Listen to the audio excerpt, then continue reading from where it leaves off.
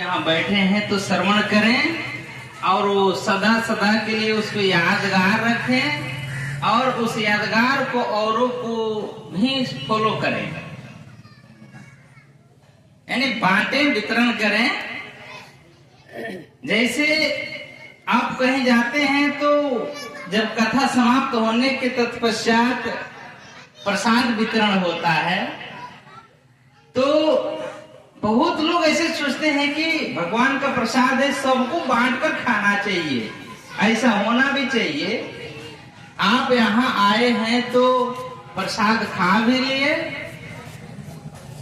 तो आप तो खा लिए, लेकिन जो घर पर है उसके लिए क्या कीजिएगा? आप लेकर जाएंगे तब तो मिलेगा। तो आप तो प्रसाद खिला दिए, ये प्रसाद तो खिला दिए, लेकिन आप जो अच्छा बात श्रवण किए, आप घर गए तो कभी बाल बच्चों के बीच में, कभी पत्नी के बीच में, कभी दो चार अपना पड़ोसी को बीच में बैठ करके कुछ अच्छा बात बताया आपने? ये बात नहीं बताया, ये प्रसाद वितरण नहीं किया, ये बेईमानी है, ये बेईमानी है। क्योंकि आप तो लड्डू पेड़े जो भी प्रसादी आप लेकर गए तो वो तो बांट दी अपने गांव भर में, लेकिन जो अच्छी बात जो आप श्रवण किया, ये वितरण नहीं किया, ये बेईमानी आपकी है। और ऐसा बेईमानी नहीं होना चाहिए, क्योंकि हमारे संस्कृति में बहुत ऐसे आदमी, हम लोग अपना कमी करते हैं जो दिन पर दिन, अगर हम आप कमी करेंगे तो व्यवस्था भंग होगा। अब देखिए, यही बात समझिए कि आप कहीं सत्संग में जाते हैं तो अपने परिवार को नहीं ले जाते, अपने बाल बच्चे को नहीं ले जाते, यहाँ खैर छोड़िए, लेकिन भारी भारी जहाँ सत्संग होता है वहां केवल जेंट्स जाने की प्रयत्न करते हैं और परिवार को ले जाना नहीं चाहते हैं।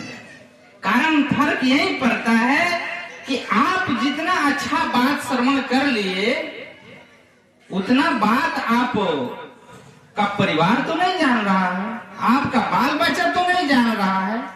न कभी आप ऐसा प्रयास किए कि उसको बैठा करके कुछ फॉलो करें, कुछ बात बताएं।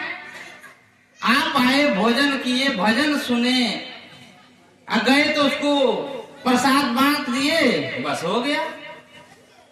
आप जो इतना अच्छा बात श्रवण किए, थोड़ा भी तो शेयर करते। यही इसी का नतीजा है कि अभी हमारे कृष्णा जी कह रहे थे कि धन बढ़ जाए, विद्या बढ़ जाए, बल बढ़ जाए, कोई मतलब नहीं। आज एक एक धनवान लोग इस दुनिया में पड़े हैं, इस धरती पर पड़े हैं, लेकिन उससे भी पूछिएगा कि माँ बाप का कदर कैसे होता है, उसको भी पता नहीं है। इसलिए संस्कार जितना डेवलप है इंसान विज्ञान के क्षेत्र में किया, उन्नति के क्षेत्र में किया, जितने विकास की तरफ गया, ये आदमी संस्कार के प्रति, विनाश के प्रति चला गया। कारण यह है कि हम केवल समझते हैं, लेकिन अपने बच्चे को वैसा शिक्षा और संस्कार देना नहीं चाहते हैं। क्यों टिप्पणी करेगा हम पर कोई? हम लोग को सजग रहना पड़ेगा और अपने रहते अपने पूरे समाज को, परिवार को उसमें ढालना पड़ेगा, समाज को ढालना पड़ेगा, तब मजबूती होगी। क्योंकि हम सुधरेंगे तो घर सुधरेगा, घर सुधरेगा तो जवार सुधरेगा, और जवार सुधरेगा तो जिला सुधरेगा, जिला सुधरेगा तो राज सुधरेगा, राज सुधरेगा तो हमारा भारत सुधरेगा। तो हम लोग को मूल स्तर पर काम जैसे कर रहे हैं उस तरह करना पड़ेगा। ऐसा जोश जुनून जब आपके अंदर है तो ये जोश जुनून परिवार के अंदर भी लाना पड़ेगा, उस समता की बात बताना पड़ेगा आपको। क्योंकि सबके दरवाजे तो साधु जा नहीं सकते। आप कहीं जाते हैं तो आप तो अपने परिवार को अच्छा से बैठा करके समझा सकते हैं ना। सबके सब नहीं बता, 5 तो अच्छा बात बता सकते कि बच्चा शाकाहारी जीवन जीना, समता में जीना, माता पिता का प्रेम का बर्ताव बताना कि क्या सेवा का मतलब क्या होता है। एक कुछ ऐसा चीज है कि आप बता सकते हो, लेकिन आदमी ये करता नहीं है। आदमी को सुशोभित उसका संस्कार ही करता है। संस्कार नहीं है वो किसी लायक नहीं है। धन दौलत है उसे कोई मतलब नहीं। महामना गोस्वामी तुलसीदास जी कहे कि रहन के भूषण इंदु है, दिवस का भूषण भान, दास के भूषण भक्ति है, भक्ति के भूषण ज्ञान, तो ज्ञान के भूषण ध्यान है, ध्यान के भूषण त्याग, त्याग के भूषण शांति पद, तुलसी अमल यदाग। कितना सुंदर दोहावले में उन्होंने वर्णन किया कि आदमी जैसे उदाहरण उन्होंने दिया, फॉर्मूला बताया। फॉर्मूला कोई भी अपना हिसाब जब समझने के लिए जो हिसाब बनाता है उसमें फॉर्मूला रहता है ताकि हिसाब को आसानी से आदमी समझ पाए। गोस्वामी जी उदाहरण देते हैं कि रैन के भूषण इंदु हैं, जैसे रात में चंद्रमा आप देखेंगे तो कितना शोभ्यमान है। अगर जिस रात्रि में चंद्रमा न दिखेगा तो रात्रि रात्रि नहीं बुझाएगा आपको। जैसे रात को सुशोभित चंद्रमा से है और दिवस के भूषण भान है, तब आप देख रहे हैं कि यह दिन है। गोस्वामी जी कहते हैं कि जैसे सूर्य के द्वारा ये दिन हो रहा है, सुशोभित है या दिन, ये सूर्य के जरिए है।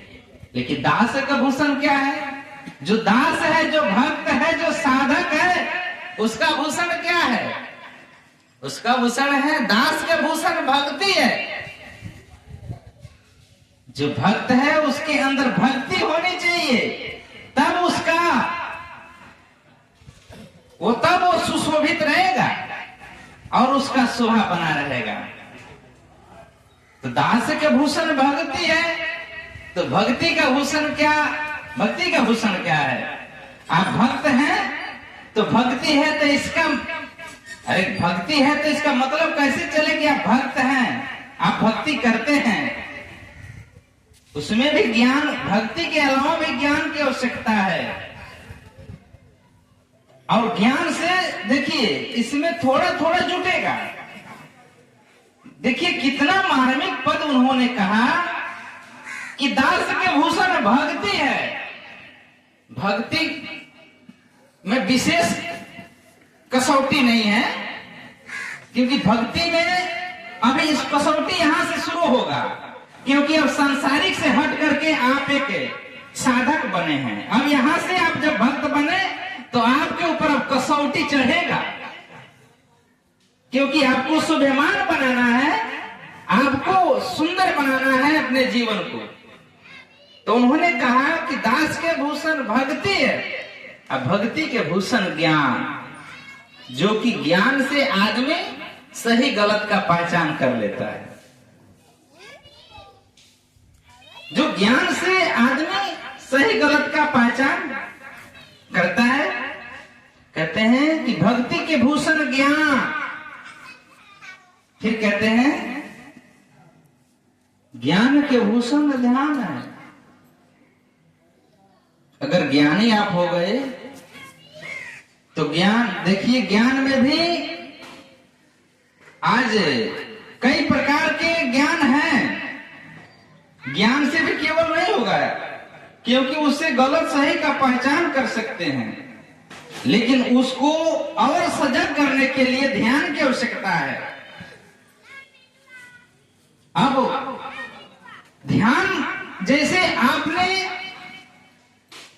देखेंगे कि कोई चीज को आप रखते हैं कहीं, अरे कहीं अपना गमछा ही समझिए, देखेंगे कभी कभी अपना ही गमछा कहीं रख दिए और रख कर दिए अपना कंधा पर है, पूरा बिछावन खोज रहे हैं।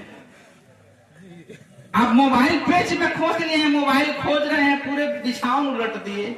कई आदमी से पूछ लिए कि मैं ये सामान वस्तु कहाँ रखा, फिर ध्यान से जब देखते हैं कि हाँ मैं रखा कहाँ कहाँ कहाँ गया, तो पता चलता है कि वो चीज आप ही के पास है। कहने का मतलब है हमारे और आपके पास बहुत कुछ है। ऐसे अभी सनातन के भी चर्चा किए थे। सनातन शुरू से है और लास्ट तक है, शुरू से आया है। सनातन आया नहीं है, सनातन में आप हैं। आने वाला चीज चला जाता है, लेकिन है उसमें से आप कहां भाग जाएंगे। ये प्रकृति सनातन है, इसमें से कहां भागेंगे, कहां जाएंगे। इसलिए जो सनातन होता है वो कहीं